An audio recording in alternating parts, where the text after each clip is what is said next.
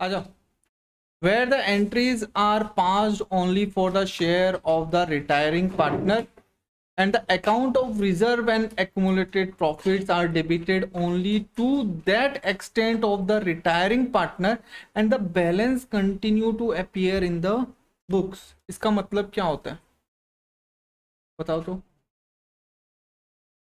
Book में balance sheet बस। देखो मान लो कि 3 पार्टनर है ए बी और सी, ठीक है ना। तीनों जन इक्वल पार्टनर है, 1:1:1। बैलेंस शीट में यहाँ पे जनरल रिजर्व दिखा रहा है 9,000 रुपया। ये 9,000 रुपया किसका है?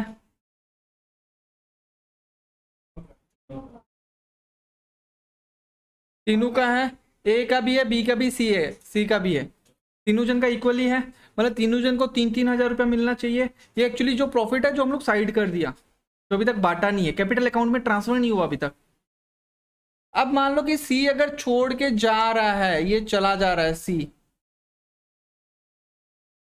तो ए और बी खुश कि पहले हम लोग को 3-3 हजार मिल रहा था, सी जा रहा है, इसको नहीं देगा ये, तो हम लोग दोनों को 4,500, 4,500 मिल जाएगा। बट सी ऐसे ही थोड़ी ना छोड़ के चला जाएगा, ये बोला कि हमको दे दो मेरा। तो पहले हम लोग क्या करता रहा कि ये 9,000 जो है पहले ही बांट लेता था किसमें, तीनों पार्टनर के बीच में, ठीक है ना। पहले क्या एंट्री करता रहा हम लोग, जनरल रिजर्व को डेबिट कर देता रहा 9,000 रुपया, टू को ए को दे देता रहा 3,000, टू बी को भी दे देता रहा 3,000 और सी को भी दे देता रहा। अब यहां पे ये बोला है कि जो पार्टनर जा रहा है वो अपना शेयर लेके चला जाएगा, और उसके जाने के बाद वो जनरल रिजर्व जितना ले लिया है उसके बाद जो बचा वो बच जाएगा वहां पे। अब वो बचा हुआ किसका रहेगा? जो पार्टनर रह गया उसका। तो इस केस में एंट्री क्या हो जाएगा, यहाँ पे ये थोड़ा चेंज हो जाएगा। जनरल रिजर्व 9,000 डेबिट नहीं होगा, जनरल रिजर्व 3,000 डेबिट हो जाएगा, और टू ए का नहीं आएगा, खाली सी का 3,000 आ जाएगा। तो इसका मतलब क्या हुआ, जनरल रिजर्व में अभी भी 6,000 रुपया रह गया, और वो 6,000 कौन बांट लेगा, ए और बी बाद में बांटेगा, अभी तक बांटेगा नहीं। इसका मतलब वो बुक्स में ही रह जाएगा बाकी, मतलब जो पार्टनर जा रहा है उसको उसका शेयर दे दिया, उसके बाद जो बचा वो रह जाएगा वहां पे, ठीक है। जो प्रॉफिट एंड लॉस अकाउंट अगर प्रॉफिट दिखा रहा है तो profit and loss account debit हो गया, जनरल रिजर्व या रिजर्व फंड में जो दिखा रहा है वो डेबिट हो गया, डेबिट। यहाँ पे क्या लिखा, with the share of retiring partner. यहाँ पे with the share of retiring partner कितना था, 9,000 में जो पार्टनर जा रहा है उसका शेयर कितना था, तो वो 3,000 अमाउंट आ जाएगा यहाँ पे, और जो पार्टनर जा रहा है उसका कैपिटल या करंट अकाउंट, ठीक है।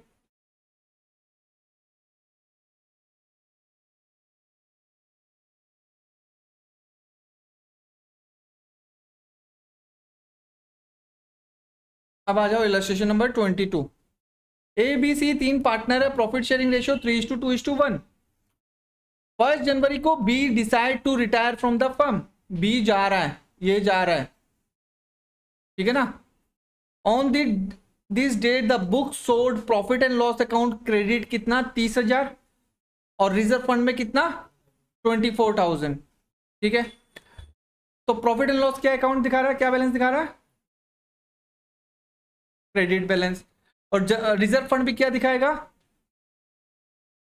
क्रेडिट। इसका मतलब दोनों प्रॉफिट हुआ, क्योंकि ये जो बैलेंस शीट बनेगा उसका यहाँ पे लाइबिलिटी साइड में आ जाएगा पीएल अकाउंट 30,000 और रिजर्व फंड 24,000। कैपिटल अकाउंट तो रहेगा ही, उसके अलावा ये दो और एक्स्ट्रा यहाँ पे आ गया।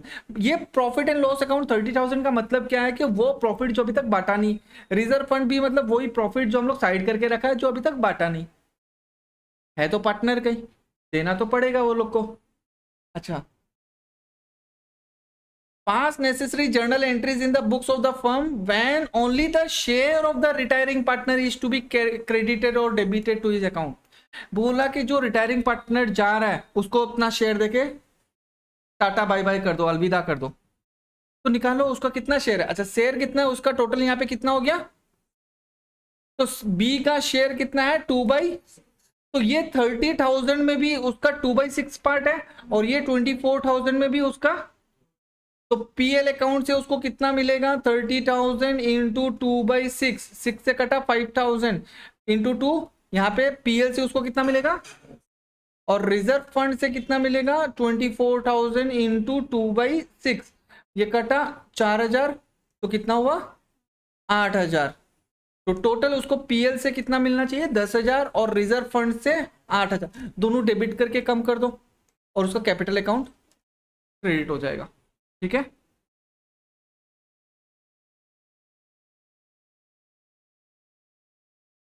Next, where the accounts of reserves and accumulated profit continue to appear in the books at the same amount and the retiring partner is given benefit without debiting the account of reserve or accumulated profit। इसका मतलब क्या हुआ?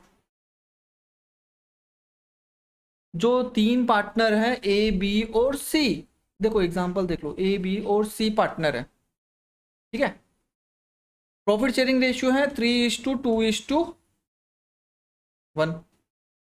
B retire होके जा रहा है, ये retire होके जा रहा है, पीएल में दिखा रहा है 30,000। अब ए और ए बी सी के बीच में ये डिसाइड हुआ कि बी बोल रहा है कि 30,000 में मेरे को जितना पीएल का शेयर है वो दे दो, बट ए और बी बोल रहे ठीक है तुमको दे देगा, बट हम लोग अपना से दे देगा तुमको। तुमको कितना मिलना चाहिए? बी बोला, ए और सी बोला कि तुमको कितना मिलना चाहिए? वो बोला कि 30,000 इंटू 2/6, मतलब हमको 10,000 मिलना चाहिए। मिलना चाहिए कि नहीं मिलना चाहिए? तो ए और बी बोला चलो ठीक है, तुमको हम पीएल से नहीं देगा, तुमको हम पर्सनली दे देगा। ए और सी बोला कि तुमको हम पर्सनली दे देगा, पीएल में जितना है ना उतना ही रहने दो, उसको चेंज मत करो।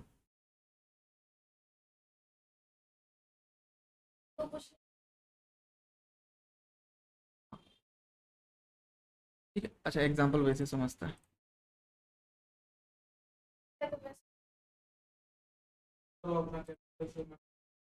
देखो,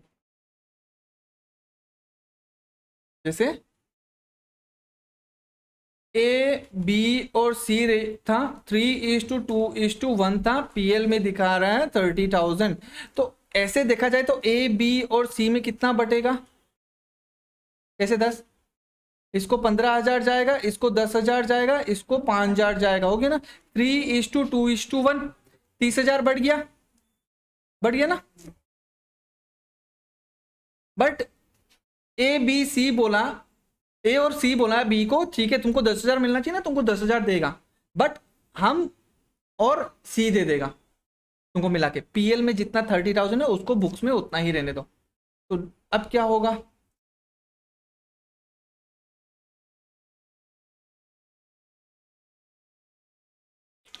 अच्छा, ए क्या करेगा? ए उसको कितना दे देगा? 3:1 में बांटो।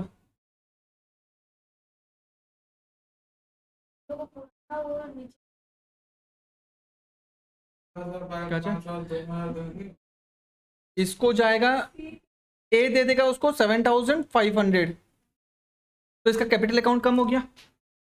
बी सी दे देगा उसको 2,500 रुपया और इसका प्लस हो गया 10,000, हो गया। सी को बी को कितना मिला था? 10,000। चाहे उसको कैसे ही मिलो, यहां से मिलो वहां से मिलो, उसको मिलना चाहिए 10,000।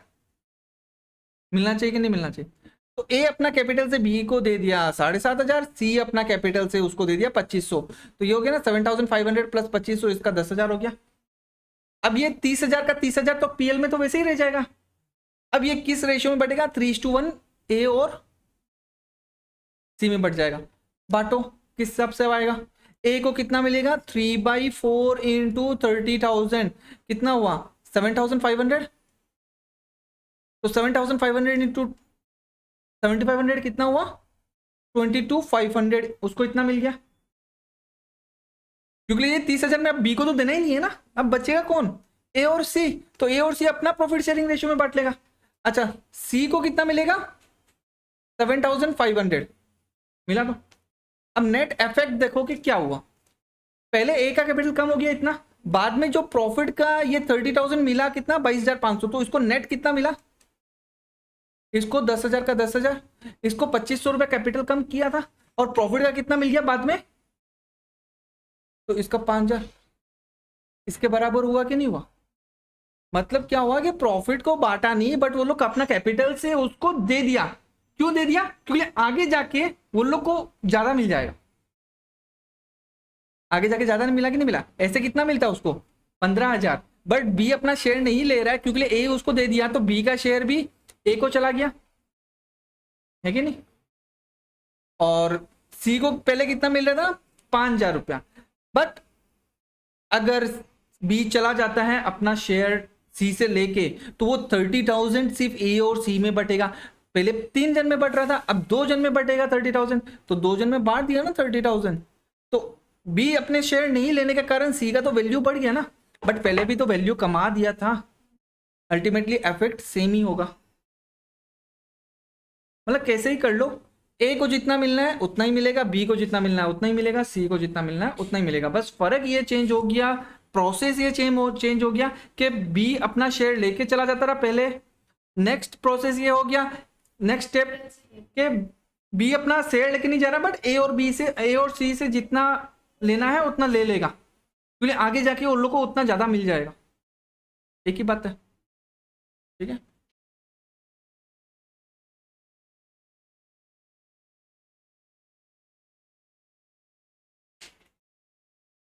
तो कंटिन्यूइंग पार्टनर का कैपिटल अकाउंट या करंट अकाउंट क्या कर दिया, डेबिट कर दिया इन the ratio of the gain. जिसको ज्यादा मिल रहा है उसको ज्यादा कर देगा, कम मिल रहा है उसको कम जाएगा, ठीक है ना, गेन के हिसाब से। मतलब बी अपना शेयर नहीं लेके जा रहा है तो बी जाने के कारण किसको ज्यादा फायदा हो रहा है वो तो निकालना ही पड़ेगा ना, गेन तो गेनिंग रेशियो निकालना ही पड़ेगा अपने को।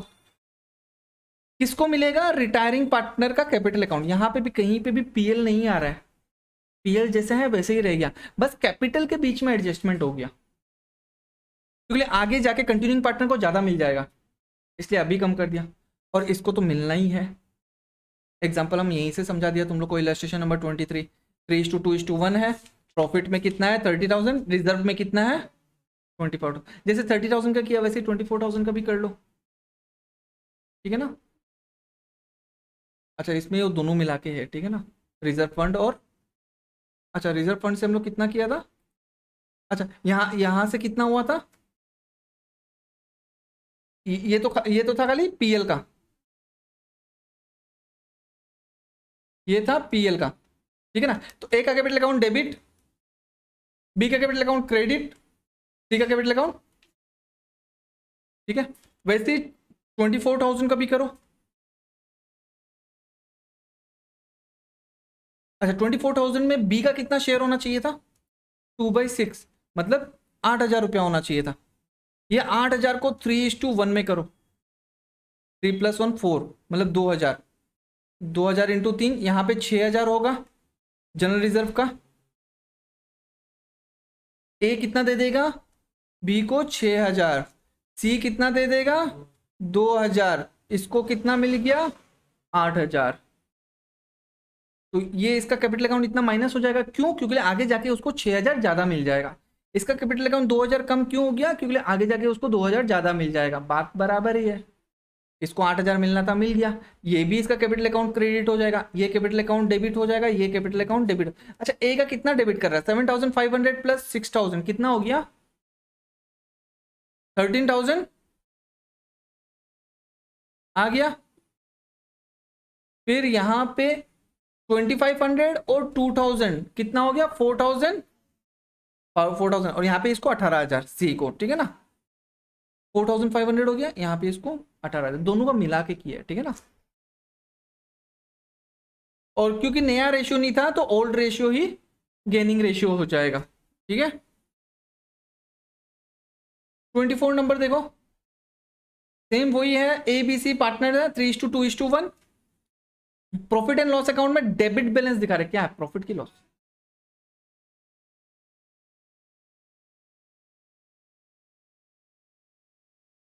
ठीक है। प्रॉफिट एंड लॉस अकाउंट में डेबिट बैलेंस, इसका मतलब लॉस कितना 12,000, और रिजर्व फंड में कितना दिखा रहा है 36,000। तीन कंडीशन है, पहला कंडीशन कि जो भी प्रॉफिट और लॉस जमा हुआ है उसका अकाउंट को क्लोज करना है। क्लोज कैसे करेगा? तीनों में बांट के।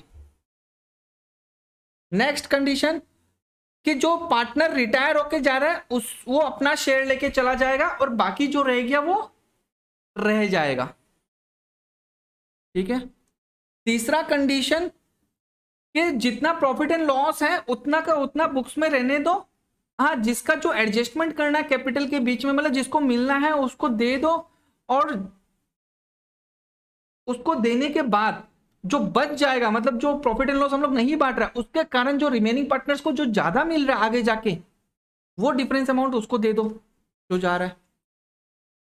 अभी जो लास्ट वाला किया था, बी जा रहा है ना, तो बी अपना शेयर अगर लेके नहीं जाएगा तो ए और सी का तो फायदा हो जाएगा। तो वो जितना ज्यादा फायदा होगा वो उतना ही ए और सी पहले ही बी को दे देगा। तो when the reserve and accumulated profit या losses account are to be retained, मतलब सेम रखना है। अच्छा देखो, बी जो जा रहा है, पहला कर लेता है, पहला कंडीशन, ठीक है, एक्यूमुलेटेड प्रॉफिट एंड लॉस बांटना है। तो 12,000 कैसे बांटेगा? ए के बीच में 3/6 इंटू 12,000, मतलब इसको कितना मिलेगा? ये 2,000 हुआ, 2,000 इंटू 3 6,000। बी को कितना मिलना चाहिए? 2/6 इंटू 12,000, ये होना चाहिए 4,000।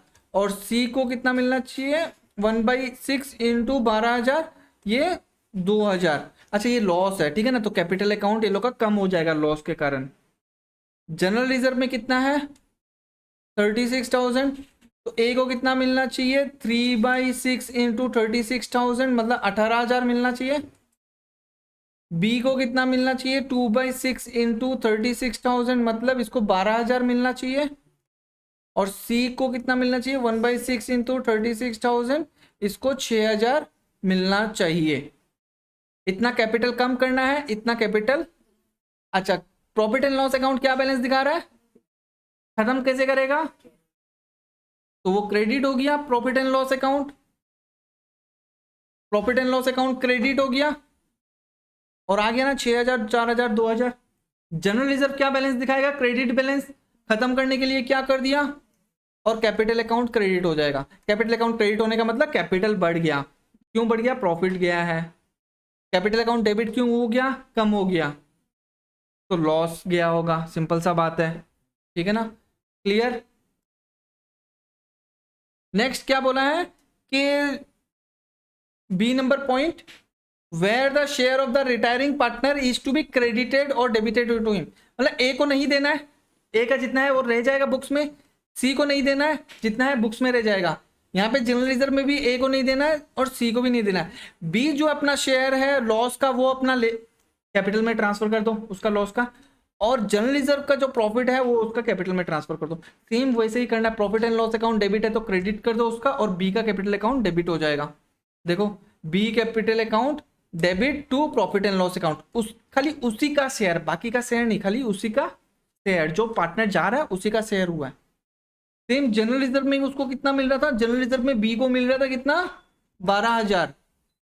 तो रिजर्व फंड भी 12,000 डेबिट करके कैपिटल अकाउंट उसका क्रेडिट कर दिया बी का। अब रिजर्व फंड में यहाँ पे कितना रह जाएगा? 36,000 में से 12,000 चला गया तो रिजर्व फंड में रह जाएगा 24,000।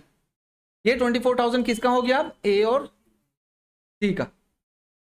ठीक है ना, 12,000 रुपया लॉस था, उसमें से 4,000 ये अपना बियर तो कर लिया बी। अब लॉस में कितना रह गया? अब ए और सी लॉस बियर करेगा कितना? 8,000 का आगे जाके। ठीक है,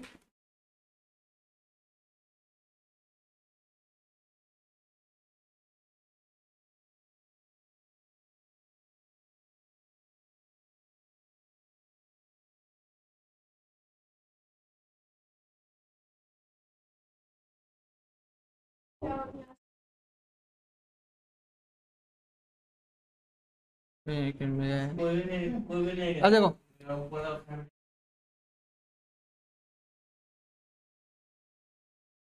देखो नया प्रॉफिट शेयरिंग रेशियो नहीं दिया तो आगे जाके ए और सी 3:1 में बांटेगा, और गेनिंग रेशियो भी क्या हो जाएगा? 3:1 हो जाएगा ए और सी के बीच में। अच्छा, बी को तो 4,000 मिलना चाहिए, सॉरी बी का लॉस है 4,000 रुपया, वो बियर करेगा, ठीक है ना। और उसको कितना मिलना चाहिए प्रॉफिट में, तो उसको नेट कितना मिलना चाहिए, उसको मिलना चाहिए 12,000 और लॉस उसका बेयर हुआ 4,000, तो उसको कितना मिलना चाहिए टोटल 8,000 मिलना चाहिए, लेके जाएगा वो। जितना प्रॉफिट है उसमें से लॉस भी अगर माइनस कर देगा तो नेट तो उसको उतना मिलेगा ही। कितना प्रॉफिट मिलेगा 8,000। तो ये 8,000 प्रॉफिट जो होगा आगे जाके ए और सी में बटेगा, क्योंकि बुक्स में रह जाएगा वो, तो बुक्स में रह जाएगा। बी तो चला गया, अब बी तो वापस से आके नहीं मांगेगा ना, वो बोलेगा कि हमको तो प्रॉफिट दिया ही नहीं। वो बोलेगा ना कि हम लोग दे दिया तुमको, हम लोग अपना कैपिटल से तुमको दिया है, तुमको वहां से नहीं दिया बट अपना कैपिटल से दिया, बात तो बराबर ही है। तो ए और सी क्या करेगा, उसको अभी दे देगा, बट जब बाद में जाके 8,000 जो इसका रह गया था वो ए और सी वापस से 3:1 में ले लेगा। एक ही बात है। ये 8,000 को 3:1 में बांटो तो ए का कितना शेयर हो गया 6,000 और बी का सी का कितना हो गया 2,000। आगे आगे जाके ए को भी 6,000 मिल जाएगा ये 8,000 में से, और सी को भी 2,000 मिल जाएगा। तो ये दोनों का कैपिटल अकाउंट क्या करेगा, डेबिट करके कम कर देगा। क्यों, आगे जाके उसका क्रेडिट हो जाएगा, ठीक है। और बी का कैपिटल अकाउंट क्रेडिट हो जाएगा 8,000 से, ठीक है। ये एंट्री देखो, ठीक है ना।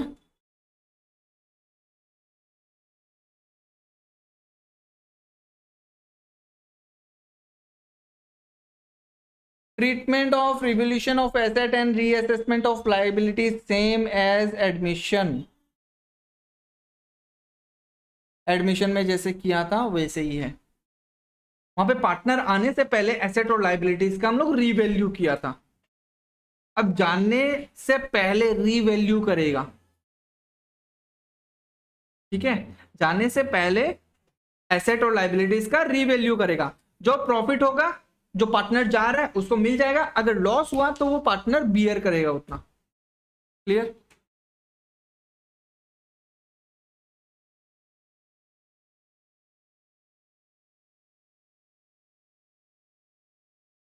Ajay Vijay Chintu were partners sharing profit in the ratio 3:2:1।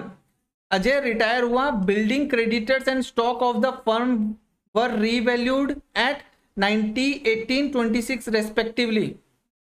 Book value मतलब बुक्स में जो दिखा रहा है अभी बैलेंस शीट में क्या दिखा रहा है, बिल्डिंग का वैल्यू 70, बट आज का रेट में वैल्यू कितना कर रहे हैं हम लोग 90। क्रेडिटर्स का वैल्यू कितना दिखा रहा है 20, बट करना कितना है 18। स्टॉक का वैल्यू दिखा रहा है अभी 30,000, बट करना कितना है। इसका मतलब क्या हुआ कि बिल्डिंग का वैल्यू को 20,000 बढ़ाना है, क्रेडिटर्स का वैल्यू 2,000 और स्टॉक का वैल्यू 4,000 कमाना है। अच्छा, बिल्डिंग का वैल्यू बढ़ाना है तो बिल्डिंग अकाउंट क्या हो जाएगा,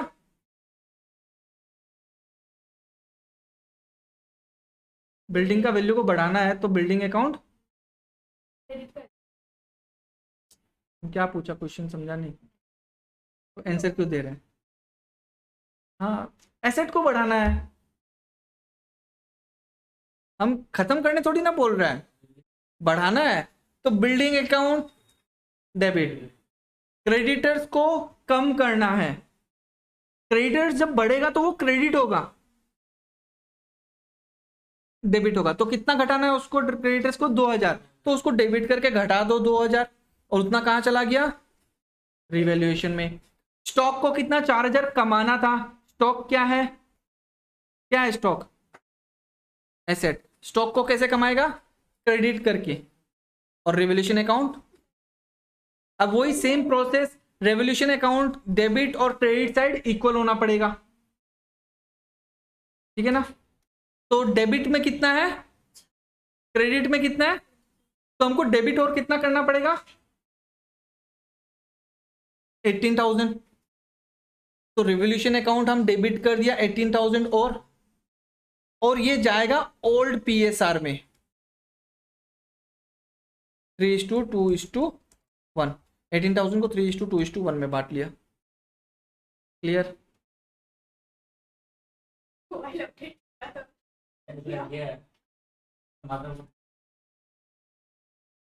तुम्हारा तो मदरबोर्ड पहले से ही खराब है, तुम्हारा मोबाइल का बात नहीं कर रहा, तुम्हारा यहाँ का बात कर रहा है।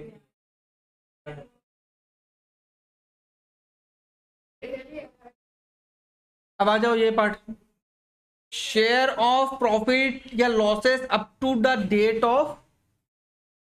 जरूरी नहीं है कि कोई भी पार्टनर, जैसे उन लोग का फाइनेंशियल ईयर या अकाउंटिंग ईयर खत्म हो रहा है उसी डेट पे वो रिटायर हो जाए। नया ईयर स्टार्ट हो गया, मान लो 1 अप्रैल से नया ईयर स्टार्ट हो गया, जैसे अभी क्या चल रहा है 2022 चल रहा है, तो 1 अप्रैल 2022 स्टार्ट हो गया। आज क्या है, 31 मार्च है, आज है 31 अगस्त। आज कोई पार्टनर अगर रिटायर हो जाता है तो कितना महीना तक वो बिजनेस में रहा, अप्रैल मई जून जुलाई अगस्त, 5 महीना तक रहा। तो 5 महीना में कोई प्रॉफिट नहीं कमाएगा क्या बिजनेस? तो उस प्रॉफिट में उसका हक होगा कि नहीं होगा? या वो बोल देगा नहीं ठीक है तुम लोग ही रखो, हम चला जाता है। घर में आता हुआ लक्ष्मी को कोई ना करता है क्या? हाँ, कोई अगर तुमको पैसा दे रहा होगा तुम उसको ना करेगा? तो वैसे यहाँ पे उसका जो प्रॉफिट है 5 महीना का जो प्रॉफिट होगा वो लेके वो जाएगा। बट क्या होता है इसमें, हम लोग का कोई भी प्रॉफिट जो होता है ना वो हम लोग साल भर का निकालता है। एक पूरा साल भर कंप्लीट होने के बाद हम लोग प्रॉफिट निकालता है। कैसे निकालेगा? ट्रेडिंग पीएल बैलेंस शीट बना के। अब 5 महीना खत्म हुआ है, क्या बैलेंस शीट क्या पीएल बनाएगा? पॉसिबल नहीं है।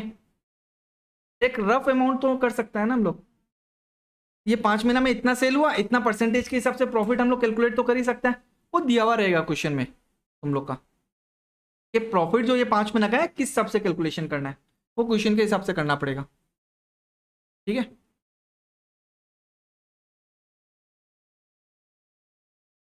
अब देखो पीएल अकाउंट जो बनेगा ना, वो पीएल अकाउंट बनेगा at the end of financial year. ठीक है ना? तो हम जब बीच में जा रहा है तो हम लोग तो प्रॉफिट में से ही उसको देगा, तो पीएल अकाउंट तो बनेगा नहीं, और एग्जैक्ट प्रॉफिट भी नहीं निकलेगा ना लॉस निकलेगा। तो हम लोग एक जितना उसको देगा ना वो एक अलग अकाउंट में डाल देगा, profit and loss suspense account. अगर ईयर एंड में जाता ना तो प्रॉफिट एंड लॉस अकाउंट होता, बट जब बीच में जा रहा है तो उसको जो प्रॉफिट दे रहा है या जो लॉस जो वो बियर करेगा वो profit and loss suspense account के थ्रू जाएगा, या आगे जाके वो पीएल जितना प्रॉफिट होगा उससे एडजस्ट हो जाएगा। जैसे एग्जांपल के तौर पे मान लो कि जो जैसे ये एग्जांपल देख लो कि 1 अप्रैल 2022 से बुक्स बिगिन है, बुक्स बिगिन हो गया, ठीक है ना, या ईयर स्टार्ट हो गया, ईयर स्टार्टेड। आज है 31 अगस्त 2022। ठीक है, मान लो कि ये 5 महीना में अप्रैल टू अगस्त ये 5 महीना में प्रॉफिट हुआ 50,000 मान के चलो। तो ये 50,000 में उसका जितना शेयर है, मान लो कि 3:2:1 जैसे भी है, 60 मान लो इसको, ठीक है ना। तो 3:2:1 जितना भी होता है उस हिसाब से ये 20,000 रुपया लेके चला जाएगा। क्या होता?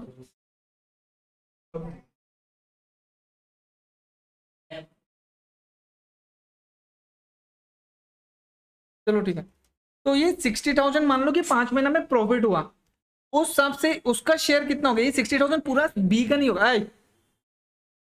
ये 60,000 ये पूरा बी का थोड़ी ना होगा, ये तो तीनों का होगा। तो बी का कितना शेयर है वो निकाल लो, 20,000। तो ये बी को मिल जाएगा। अब ये एक्चुअल प्रॉफिट तो है नहीं, एस्टिमेटेड प्रॉफिट है जो उसको जा रहा है। मान लो कि पूरा ईयर का प्रॉफिट हुआ है, मान लो आ गया, खत्म हो गया 31 मार्च 2023 आ गया, अब जाके प्रॉफिट हुआ 5 लाख रुपया। पीएल बन गया, बैलेंस शीट बन गया, ट्रेडिंग अकाउंट बन गया, अब जाके हम लोग का प्रॉफिट कितना आया? 5 लाख रुपया।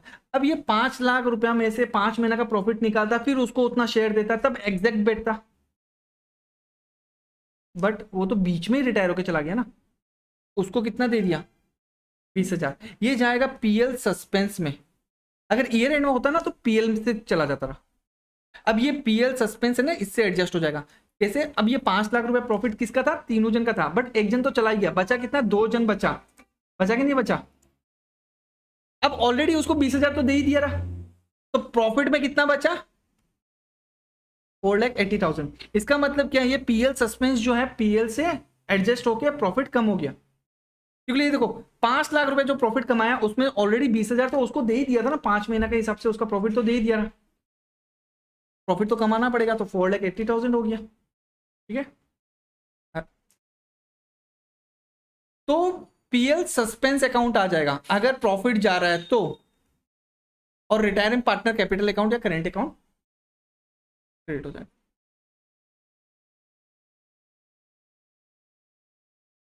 और अगर पीएल से नहीं दे रहा है तो क्या होगा, वही सेम मेथड, कैपिटल से एडजस्टमेंट, उसको जितना 20,000 मिल रहा था ना, वो ए और सी का कैपिटल अकाउंट डेबिट हो जाएगा और रिटायरिंग पार्टनर का कैपिटल अकाउंट, और यहाँ पे उसको 20,000 मिल जाएगा। ठीक है ना, क्लियर।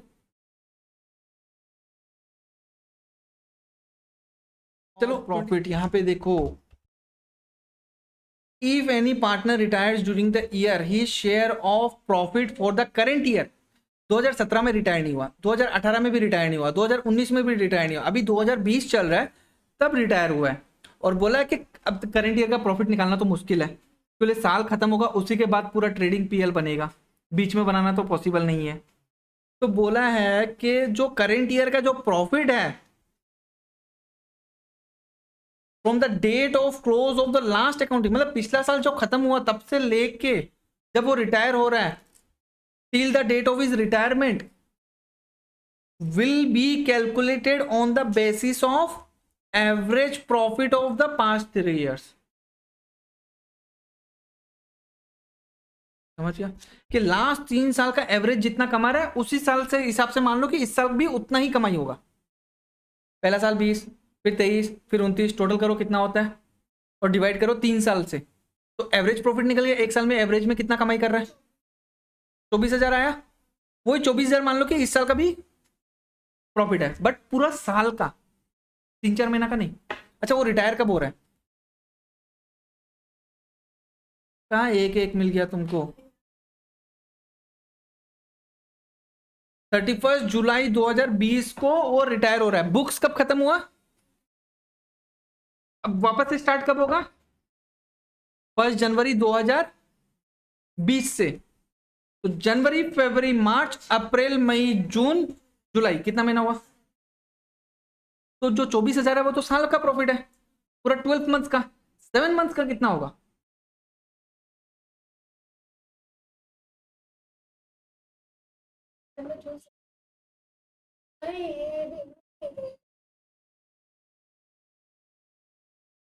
ठीक है।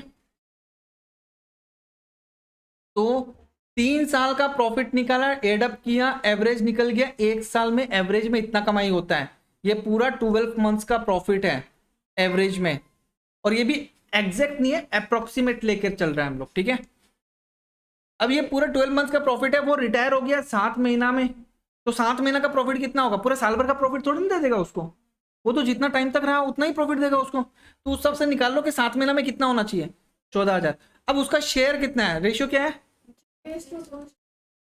टोटल हो गया 7, तो 2/7, तो उसको कितना मिलना चाहिए इस साल में, 7 महीना के हिसाब से उसको मिलना चाहिए कितना, 4,000।